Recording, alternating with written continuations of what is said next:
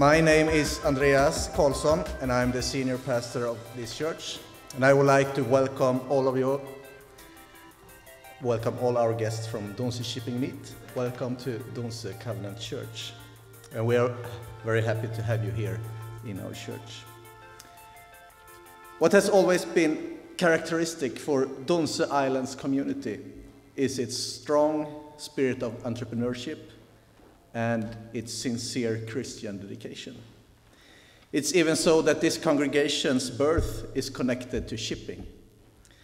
One stormy September night in 1874, a fishing boat from Donse with a 6-man crew were out at sea, and a big wave threw 2 of the men overboard, and the ballast was displaced and the boat tilted. The crew on board struggled for a long time to try to rescue the 2 men that had fallen into the water. However, they only managed to save one of them. One of the crew members ran down and started rearranging the stones so that the ballast would end up in the right position again. And he worked in despair down there, thinking about his brother that was drowning in the waves. He was worrying about the raging storm, not knowing if they would make it back home. As he was working on the ballast, he knelt down and prayed to God.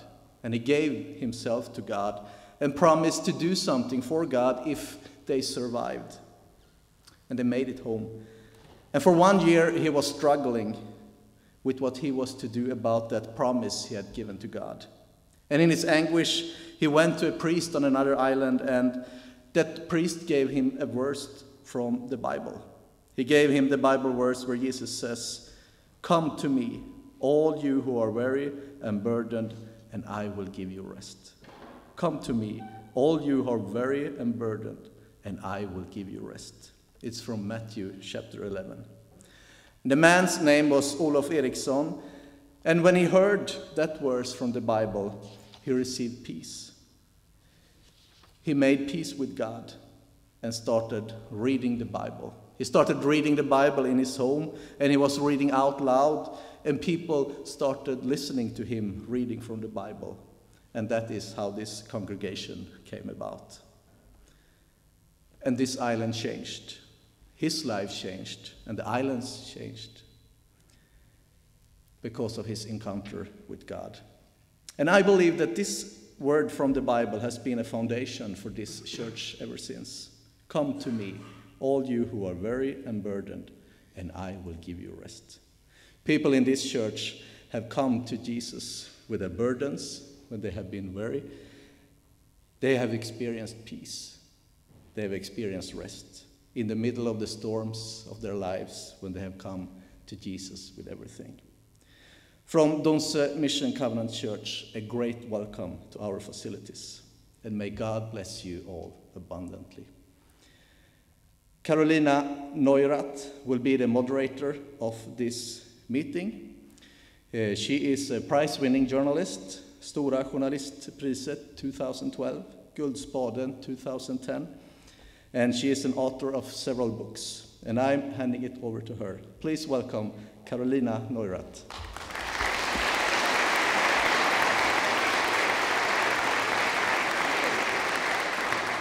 Can you hear me? Yeah, it's working. I'm glad to be here. As you just heard, I'm a finance journalist at Svenska Dagbladet, the Swedish national daily. And the themes of this session today are how to start a company and how one makes a small operation into a major. So during the next hour, we will have a panel debate, or rather a discussion, regarding how to grow in today's business climate, threats and challenges. To discuss these topics, I will welcome on stage these 3 very well-known businessmen: Dan Sten Olsson, Bennet, and Torbjörn Törnquist. Welcome on stage.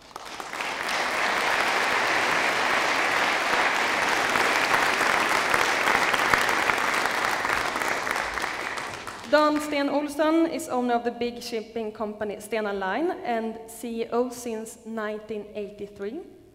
Torbjörn Törnquist, co-founder of Gunvor Group, one of the largest oil traders in the world.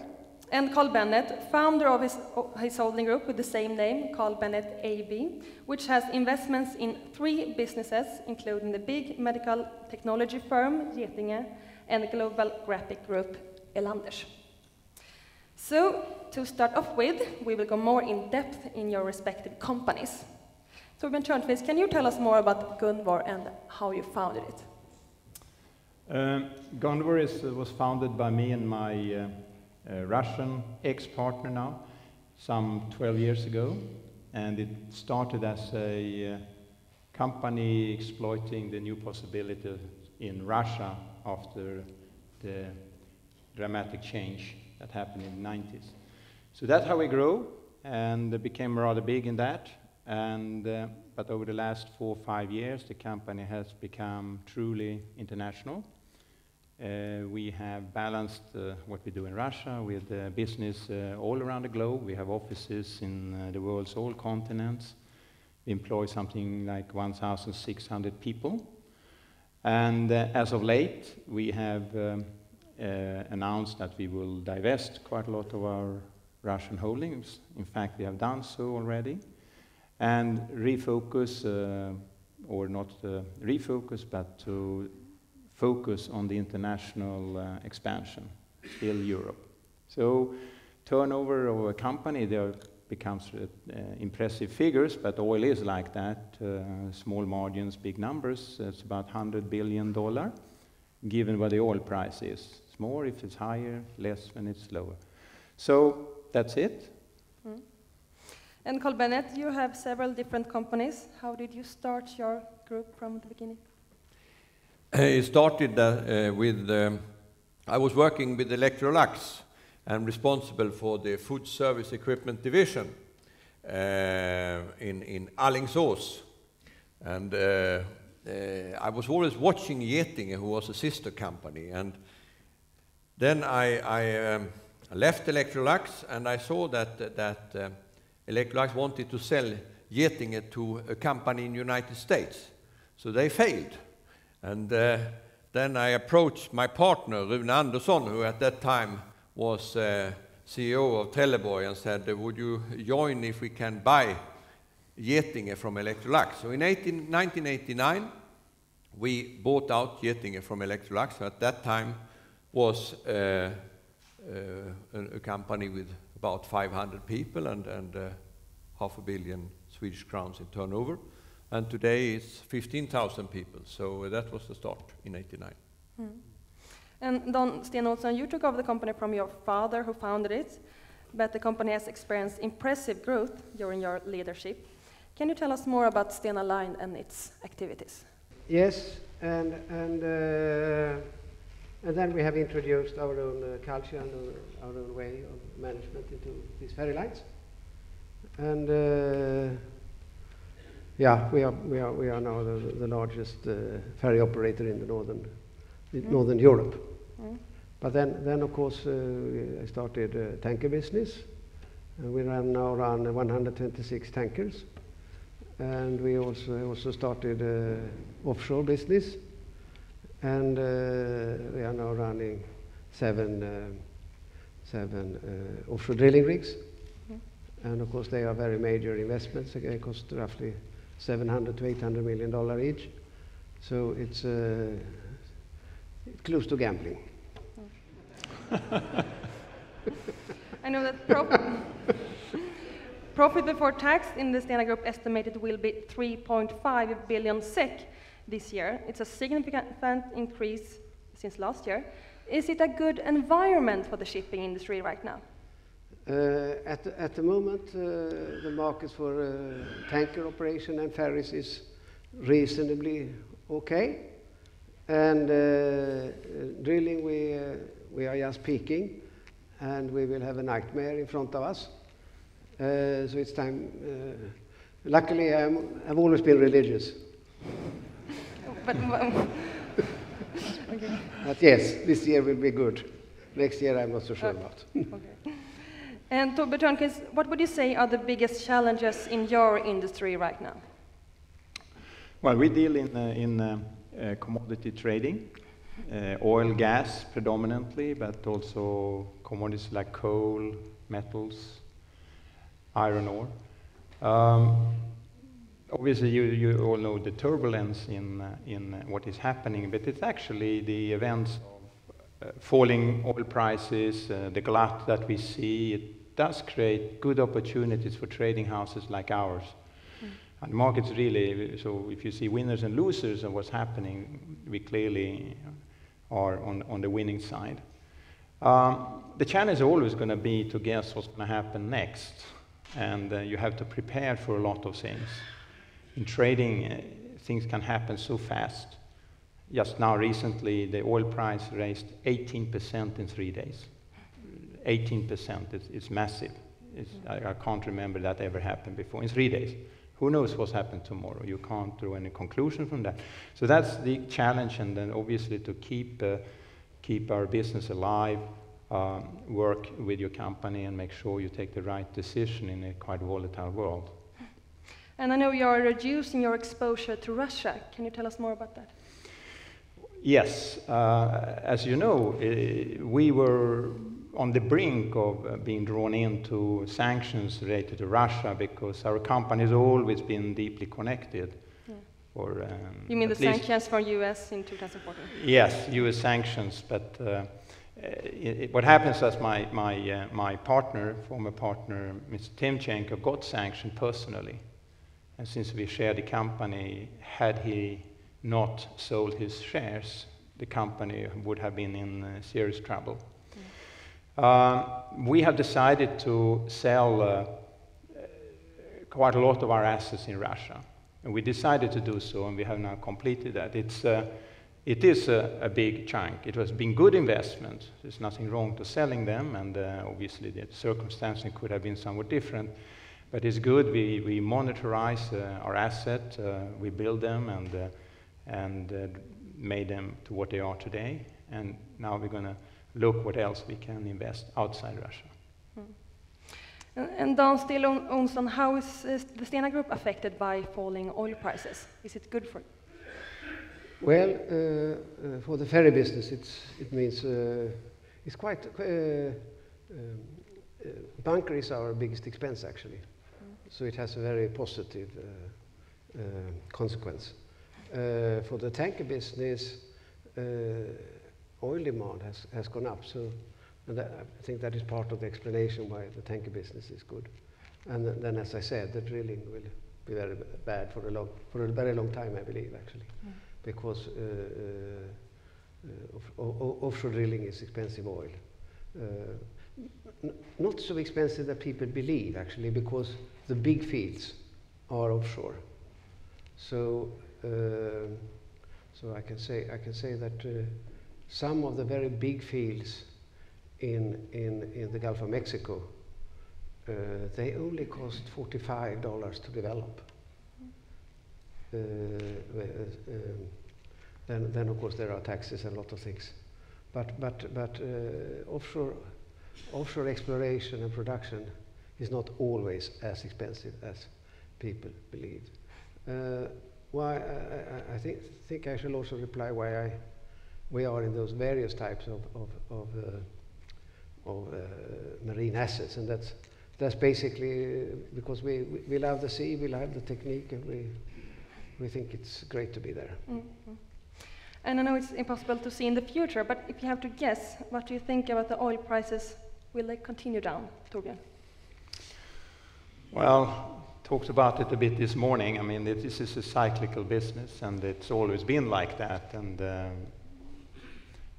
you know, we are now in a phase where high prices created too much capacity, and eventually this capacity or the production will come down as a response to lower oil prices.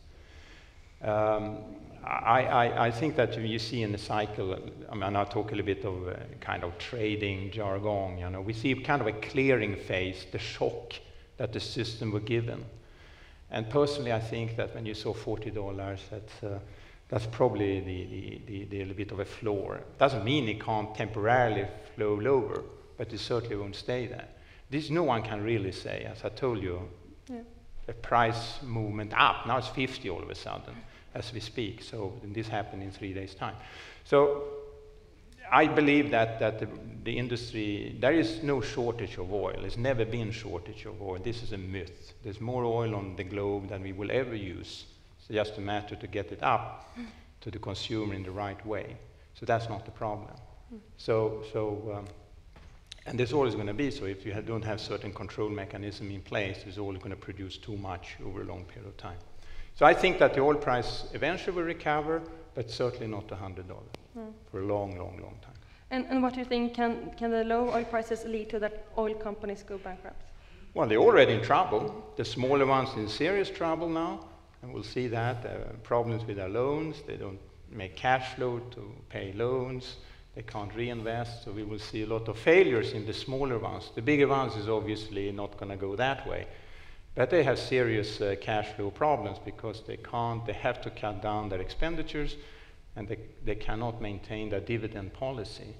So no one really knows how this will play out, and so I can't say, but clearly they have their back against the wall, and they're going to look very serious on how they operate their businesses and try to make them more efficient, because it's a very inefficient business. Carl Bennet, it's shaky on the markets these days. We have seen falling stock markets and a slowdown in China. How does that affect your companies? No, I think one thing is the stock market, the other thing is the business. And there will of course affect, if you look upon China, the slowdown in China is going to affect us as well. We can see it in several of our business lines, but not all. So some of the infrastructure is affected, but also the healthcare budget is cut down. So I think we will live with a lower growth in China for some years. It will be, I think, it will be positive, but we have seen something for 10 years or since 2001, I would say. We have been nearly 15 years having a growth that is unbelievable. So what we see now is a correction. However, United States is doing very well, and Europe is recovering. I would say that Scandinavia is doing well, UK is doing well, Germany, of course, is the growth. France is not doing so well, and Southern Europe not so well. However, they are coming slowly. And then you have, of course, other major problems of political art in the Middle East and North Africa, which is going to affect the business. But I think we will see a reasonably good situation. The stock exchange is a correction, which is, I think, nothing to worry too much about. As long as you are doing well in your business, you have to, as Torbjörn said this morning, you have to be very strong in your competitive edge, having the best cost structure and of course investing in the market. But what I think is, as long as you stay competitive and focus on that and slowly invest in the markets that you are heading for, I think we will see a reasonable development. And Carl Bennet and Dan Sten Olsson, you are the dominant shareholders in listed Meda, respective Getinge. Aren't they typical companies that resist crisis and stock market turbulence? That will? Are they affected by the stock market turbulence? But they are affected by one thing. What we see, for example, when you look upon, I come back to the business, how the stock market will react, we will see. But what we are affected by is that you will see a pressure on the healthcare costs in the world, because we see a pressure on the prices, and we will hear from Dan what he sees on the pharmaceutical, but it's very clear in the United States. You will have to be much more cost efficient than you have been before, but the business is there, and we have on the other side, a very good demographic development. People is getting elder and elder, so that means that the business will grow by the population. So you have two sides, pressure on the budgets, but a growing population. And the globalization makes pharmaceutical business a fantastic business. And that was the theme behind Meda, because when we started with MEDA, we only owned 25%, but we bought products and put them in our own channels, and then we bought products and channels, and by now we have a network that covers all over the world, and so basically we can, when we buy a product, we can multiply its volume by 10 times. And there is no other industry you really can do that, like that. And that makes this industry very interesting. And speaking of the stock market, could you imagine to take Gunvor public, Torbjörn Törnquist? Well, I don't exclude anything about that, clearly, but we don't have any such plans at this stage. And the question is this a company to have on the stock market? I think you see trading houses on the stock market, and it's good and bad. It's very bad when times are bad. It's good when times are good. So it's not the time that. Well, it's something which we'll discuss in the future. And Dan Sten Olsson, how about you? Will you ever take Stena public? First of all, I must say that the MEDA story, where we grew the company from 200 million equity value to 50 billion in 15 years' time, would not have been possible if it hadn't been for the stock exchange. And we kept our 25%. We guaranteed all share issues, and then sold new shares, and that made this expansion possible. That could not have been done if the company had been private. So to be on the stock market has positive implications and positive results. If I would take Stena private, no, because it's my body.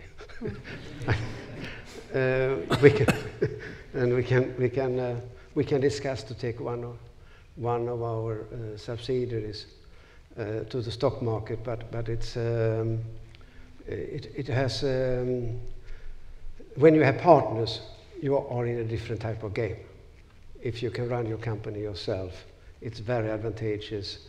As I said, it's part of your own body.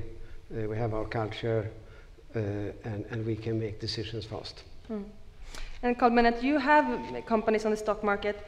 Is there a risk that there will be a short-term thinking with the result having to be present every quarter?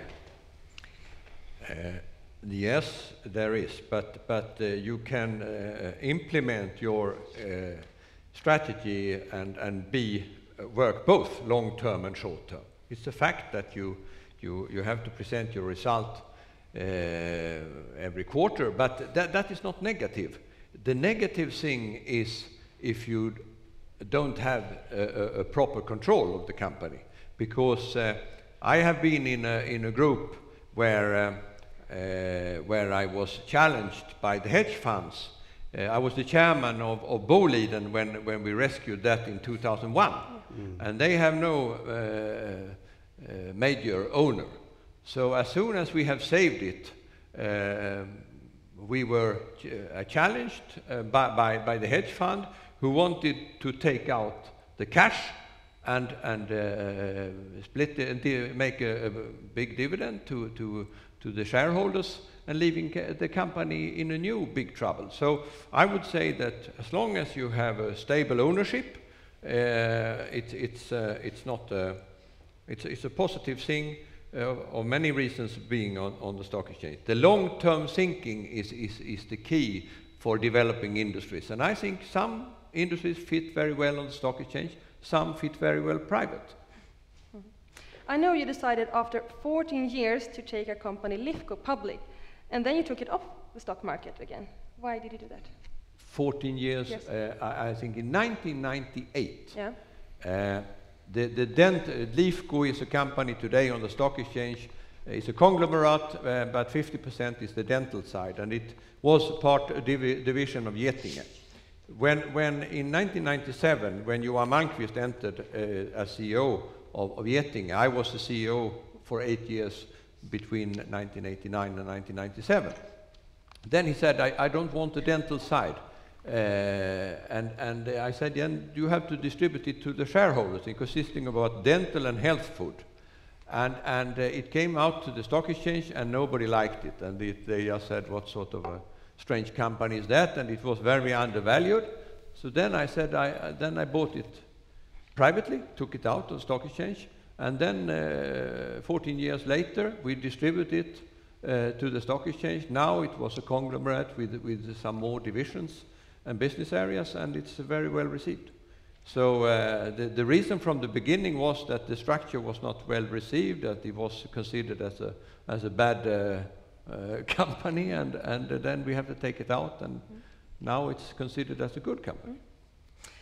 And Torbjörn, I know that Gunvor owns shares in the listed company PR Resources, and you demanded the company bankrupt earlier this year. Then you pull it back. What happened? Well, PR Resources is perhaps is a telling example about the pitholes that you find in the industry of drilling and oil exploration. We had worked with PR Resources, and in fact that we were supporting them short term. And when the first financing round came, I don't remember now, it's like 4 years, 3 years ago, and they had to refinance themselves. So we were in a choice, because either way we could have pulled out and they would have gone down, and we probably would have left some money in the company. At that time we took the decision to support the company, and that's how we got engaged. And then it'd been in a spiral of bad news coming in.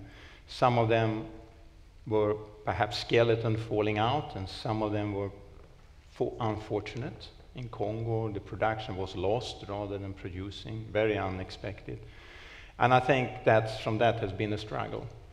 And then when the question was to provide more funds for it, I don't think that any shareholders were willing to do so. So as a controlling shareholder, I mean, there's a limit what you would do. And I think the decision in hindsight was the correct one, and to have PR Resources here, which now will be dissolved, hopefully in an orderly manner. So, and we have some of the assets which we had pledged, we have taken out of the company. Carl Bennet, you and I have previously spoken of private equity, and I know you have bought companies from private equity firms. Is there a big difference to purchase from them compared to other owners? I know you have challenged me on that subject before. Well, it always depends upon people. And my experience is that when you build a company, you have your business idea, you have the people, and I look myself with a commitment and long responsibility of things, trying to build something. I have the pleasure of knowing the family Christensen, and David, he has the same philosophy, if I take an example here on Donse. But when I look on private equity, they go into a company to step away. They buy in, they do a lot of actions, but they want to go away. So they have some short-term actions, like they don't look upon investments, research and development the same way as I do, because they are going to go away. So when you buy a company from a private equity, you have to be very careful, because when they stepped in day one, they knew that they will step away. Just so you have that philosophy. And I don't say that they don't do good things. Of course, they try to develop the best they can, but they optimize certain things. They don't take long-term commitment in research and development. They don't look in investments in the perspective you have as you build. For me, it's very important to see the team growing, but they invest to go away. That is just what I want to see. As long as you have that when you buy a company from a private equity. I bought one from a private equity, and we agreed, and I looked then in the sack to see what did I get, and it was very empty, I can tell you. So be a little bit more cautious the day you negotiate with them. But you, three of you, can be indeed be considered as long-term owners. What are the big advantages of being a long-term owner, Torbjörn? Well, I think, as Carl say, I think it's a philosophy. I mean, maybe you can be a speculator, you move in and you move out with the cycles, and that's one way of running business. But I don't call that running a business really. It's more like financial investment and financial maneuvering. If you run your business, obviously, you have to focus on the company and prepare it for the future, and you do create value. It's always a balance to strike here, and this is obviously varies from industry to industry, how much investment and how much kind of operating income you do, and so this is obviously is all. So we try. I think it's important to find that right balance. We can see companies who make maybe sound investment, they do it good, this and that, but the timing may be wrong, and they run out of cash to see it through. And that's always very dangerous.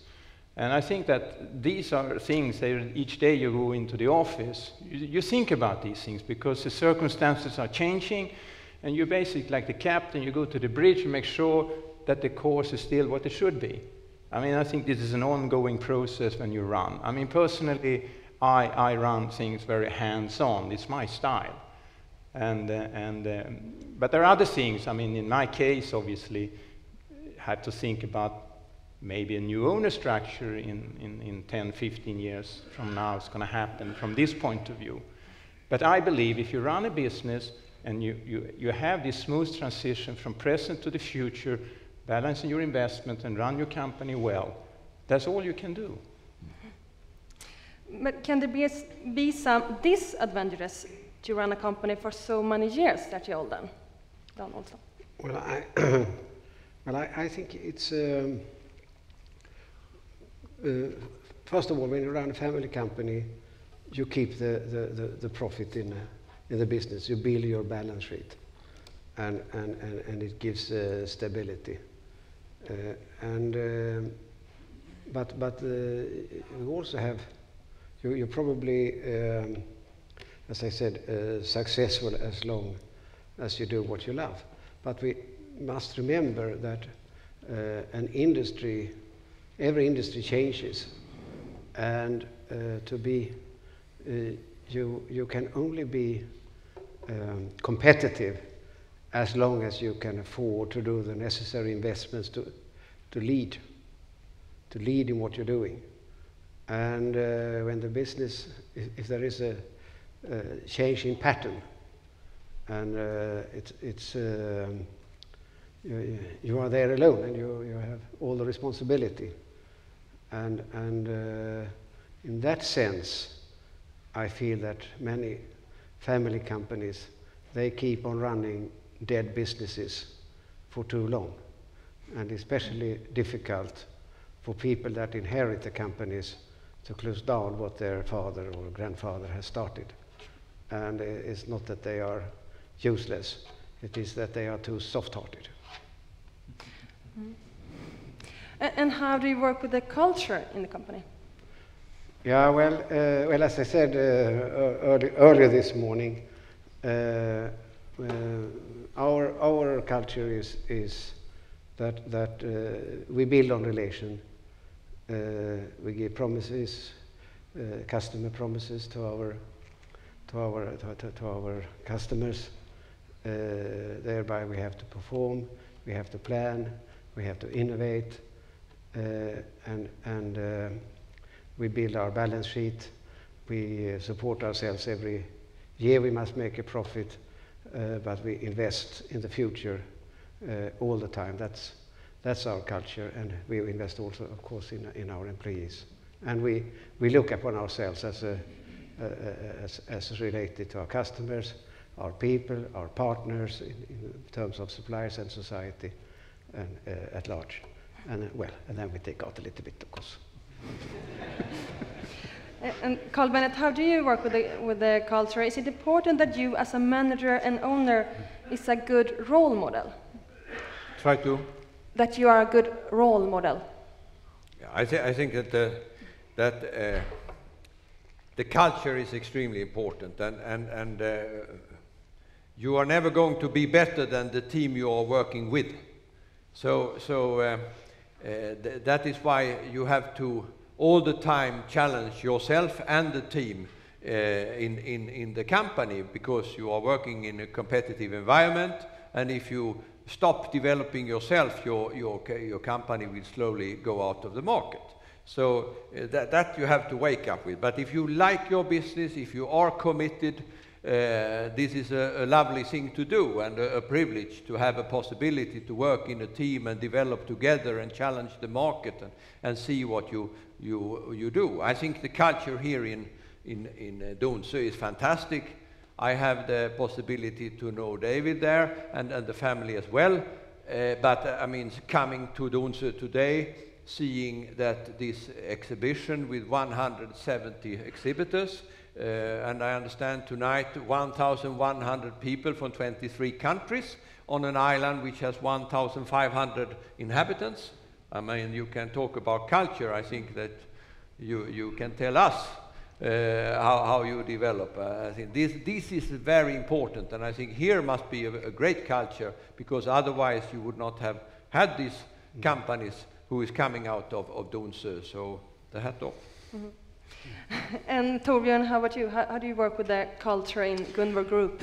Yeah, that's obviously, the company has been very fast growing, and it has really not growing out from something special. We really internationalized the company from day one.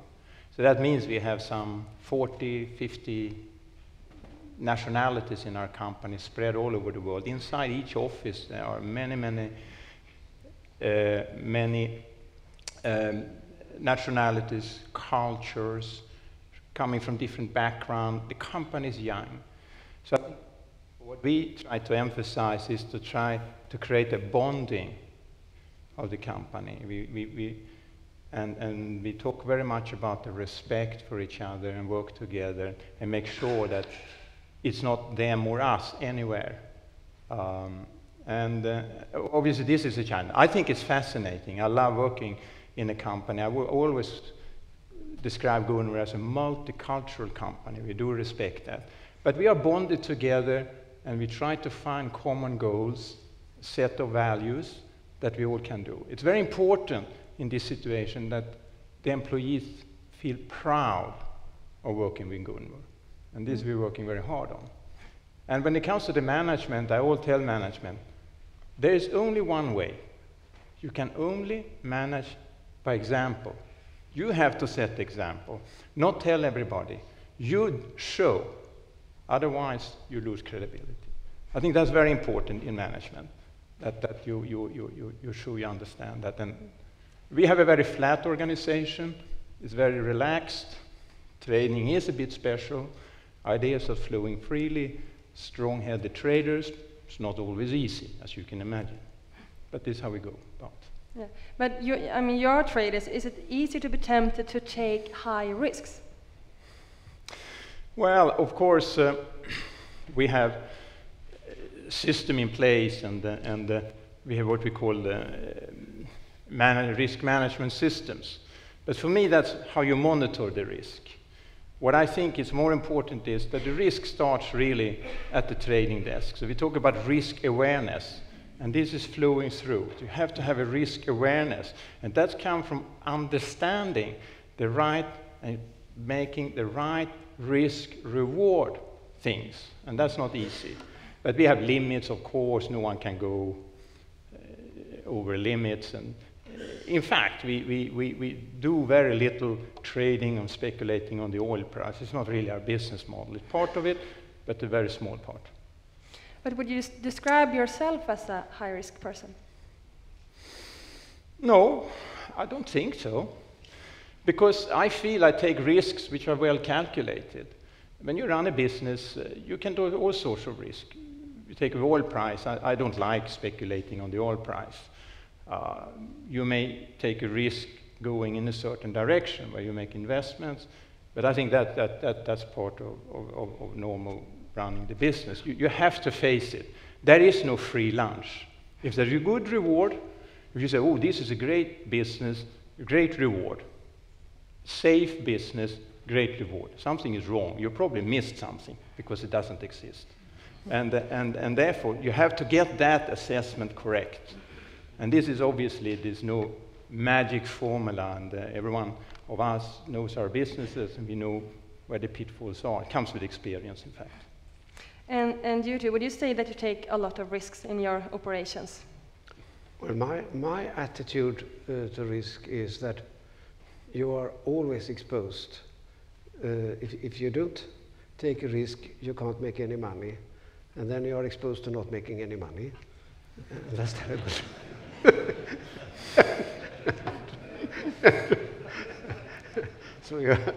So you have to take an exposure. So my saying is, if you cannot take an exposure, you shall not be in business. Then you shall be a teacher in geography or something. And Carl Bennet, what's your attitude to risk? You see, when you start the business, or in the early stage, or when you establish your business, of course, you take great risks. For example, when we took over Getinge, we paid a price of 300 million crowns, Rune Andersson and myself, and we borrowed 200 million, and we put in 50 each in equity. And every day, the bank, no, not every day, but every week, the bank came in until we went into profit. And of course, if we would have failed at that stage, we would have been knocked out of the market. So that was a big risk. We were grateful that the bank supported us. Normally, they don't like that type of, but at that stage, we managed to have it. And you can say today, how could you take such a risk? Well, that was our alternative. What was then the strength? Was that we knew the business, and that is, of course, what you have to do as good as you can. Know what you are doing. Try to be concentrated and be able to compete and survive. And at this stage, it was, why did we bring it into profit? This morning, Torbjörn talked about costs, but I think there is another side as well. Not maybe so much on the raw material, because they have defined prices, but in the medical technology, the products had the wrong prices. So we saw that by increasing the prices, we managed to turn the company into profit, because that is always an opportunity which you forget. Of course, you can get fat, as Torbjörn said, if you only think that you can get too good prices, you can have too high costs. But you see, I listened to what you said this morning. But I think in industries, 1% on price is the same as 3 on volume. Don't forget that, those of you who can. So very often you can challenge the price side, and that was what we did. So we were lucky to turn it around very quickly. Later on in life, of course, today, I look upon investments from a risk point as well, because I have more alternatives. But staying competitive is always that you have to take risks. But you have to balance it as well as you can. And by being concentrated, knowing your business, trying to be competitive on the main factors, that is what you can do in a business. So hopefully then you can survive with these factors. But is there anything, when you look back, where you feel that you have not succeeded, like a really bad deal that you can share with us? Torbjörn. I don't want to repeat my mistakes, but and we don't want to do, obviously. I spoke, I'm sure a lot of you listened to this, but I spoke about the consensus. You think you're doing something good, and the views are this is going to be good, growth is good, fine, and you think you find an investment which will fill up the criteria, and it goes wrong completely, just because the consensus is a big trap. Should always be very, very careful with that. And obviously, we invested in a couple of coal mines, and we have been forced to write them off in the face of cruel reality. Carl Bennet? Yes, I think I've done some bad investments, and I can share at least one. I can maybe say more. One was that I think you have to have some rules. When you invest in an area, you must know at least one of the following two factors. If you go in a new area, you must know the business or the partner you go with. Because if the partner or the person who is going to run the business unknown for you, you have at least, then you must know the business very well. If you go in with a person you know very well, then the business can be not so well known to you. If both of them is unknown, then it takes too long time to see that you have done a bad business. I did one up in Åmål in the IT side, and with the person I didn't know, and the business I didn't know either. So that was extremely bad. One day I came up there, and there were 100 people employed, and we didn't sell for 1 crown. And you can imagine the person talked about big businesses. And that was, I didn't know the business, I didn't know the person. So best is, of course, if you know both of these factors. Then I have another thing is that you experience is that if you buy a company which has the best buy you can do is that there is a company where the management is bad, but the product is good. Because that company you can turn around fairly quickly by changing the management. But if the management is bad, if the management is good and the product is bad, it takes a long time to change that, longer than you think. If the product is bad and the management is bad, stay away. And if the product is good and the management is good, it's too expensive.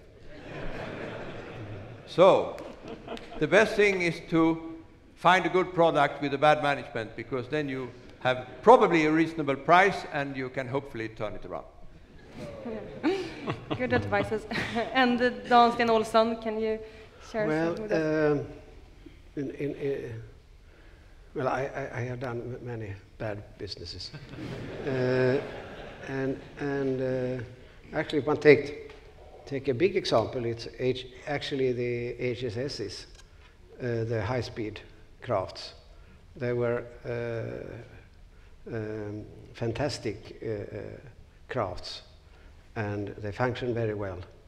And we did the decision 92, 93, and the first one was delivered 96, 97. And we calculated that the oil price in those days, it topped at 20 and went down to 12. Topped at 20, went down to 12, and done so for a long time. So we said, okay, when we design it, we shall design that oil price goes up with 50%, but we reckon it could not go up with more than 50% to $30. And we were competitive up to $40. And that was a big mistake in retrospect, and it was a huge speculation. Luckily, we had the money to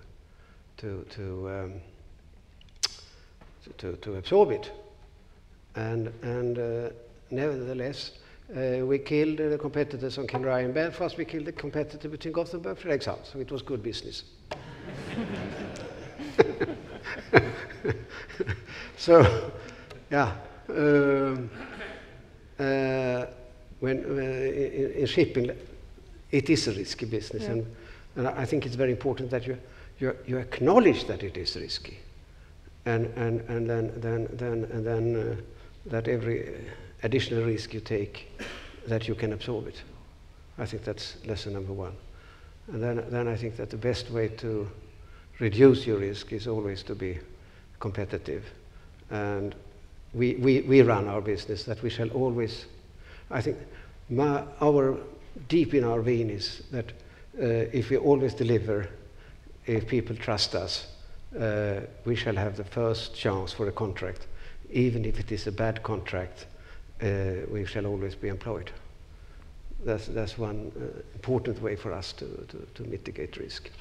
And it means actually that we invest in our people, but we invest in our ships. What I also learned is that as you said, that takes time.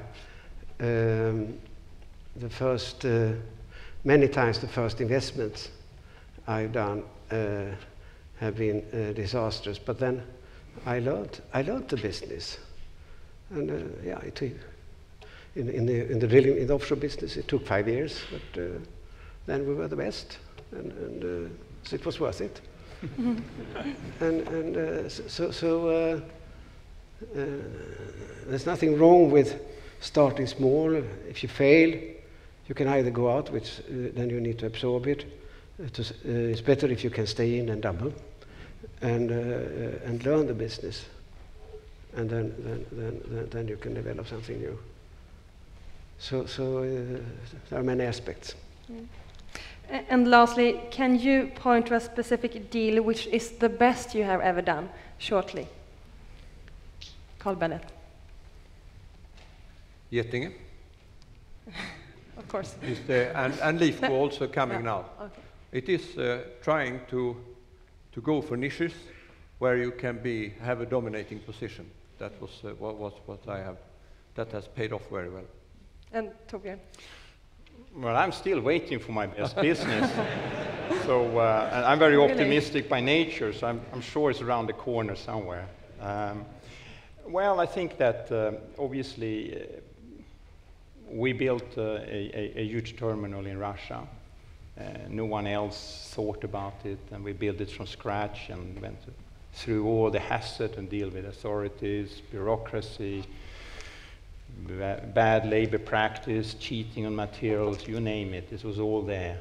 But we saw it through, and it has turned out to be a very good thing, and now we sold it, and it's probably one of these things that happens once, but it was very important for us, and obviously I'm very proud to have done it as well. It was a pleasure to do it that way, that you actually did something more or less with your hands and hands-on. So that gives a pleasure. But I'm absolutely sure my best deal must be out there somewhere. Dan Sten Olsson. Yeah, I think that we have tried to position ourselves so that we can grow incrementally, and by that we can do good business every year, and that's what I prefer. And then I like what the Viking said. I have good times ahead if I will stay alive.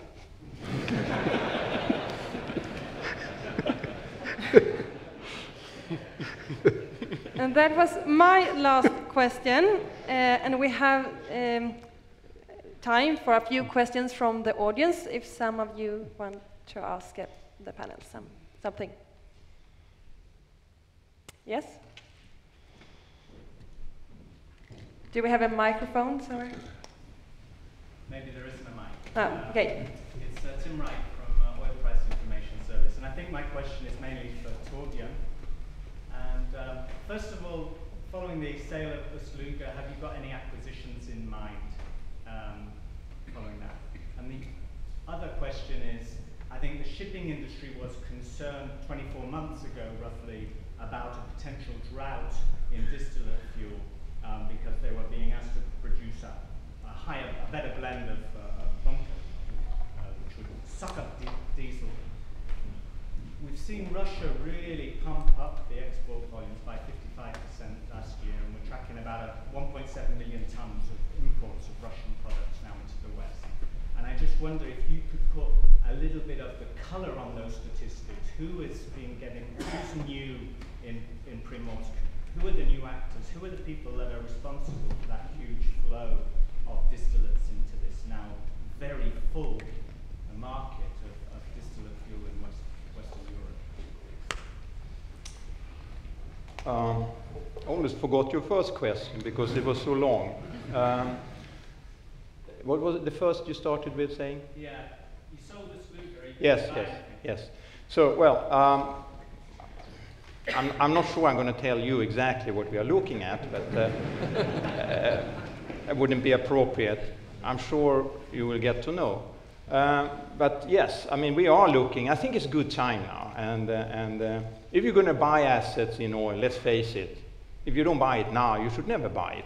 Prices are coming down, valuations are down everywhere, actually. So yeah, we're looking at things, and we have an M&A team, and we're evaluating a number of things around the world.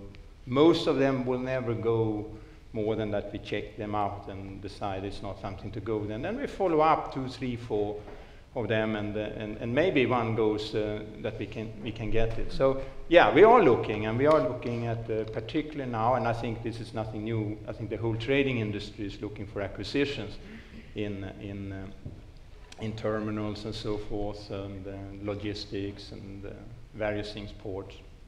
So that's that. You mentioned the statistics of that Russia is exporting. I think Russia is upgrading their refineries, so they seem to produce a little bit more gas oil. You seem to know the statistics. I'm not going to challenge them. I don't think anything new. I don't see any dramatic increase of that or oil. Russia's export is going to remain approximately stable. I don't see any changes there. You may see it from one month to another, but I don't see those dramatic shifts. And there is no real new players. Is there any other questions? Yes? I'm Björn Söderdahl from Söderdahl Partners, and thank you for a very interesting discussion.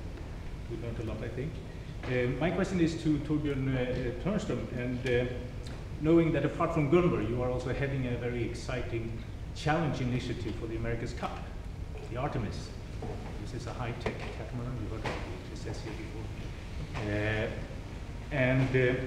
My question is this merely a leisure activity, or could there be opportunities for knowledge and technology development and possibly transfer, for example, to the maritime business development in the development similar to the role of Formula 1 in the car industry for lightweight designs and so on? Well, I mean, first of all, yes, it's my private little thing, and I don't know why I have never a good real answer why I'm doing it, because you shouldn't really do it. It's just irresistible, I guess, and because it's a kind of a prize which has been, it's a lot of myth around. It's the world's oldest sports trophy, if I'm not remembering, it's the finest prize in sailing, and it's challenging, as you say. It's challenging because we're talking about cutting-edge technology in sailing, and that fascinates me. The technological innovation and these flying catamarans that you see now. And I would say that in the next America's Cup, if the wind is there, they will fly in 50 knots of speed. They will go 3 or 4 times the wind speed. And you can imagine the technology behind this and that. So whether it's transferable, I think it's too early to say. Parts of the ideas, we now see every child and they're asking for a kind of a flying boat of some kind. And that's great. I think that, so the positive side, I do think that you're actually bringing sailing from perhaps a problem for young generations into the modern world. Now, among young people and actually non-sailing audience, they find something which is exciting. Otherwise, I think sailing would slowly move out of the interest of the public. I have a comment on that. Your way of developing material for these boats is now being used for building pipelines for the oil industry. So, there are other side effects that are quite enormous, actually. Yes. Yeah. Do we have another question? No. So then we will end this session Thank you, all three of you, for a very interesting discussion. I hope that you all in the audience have enjoyed it and that you get some new knowledge and insights. Thank you.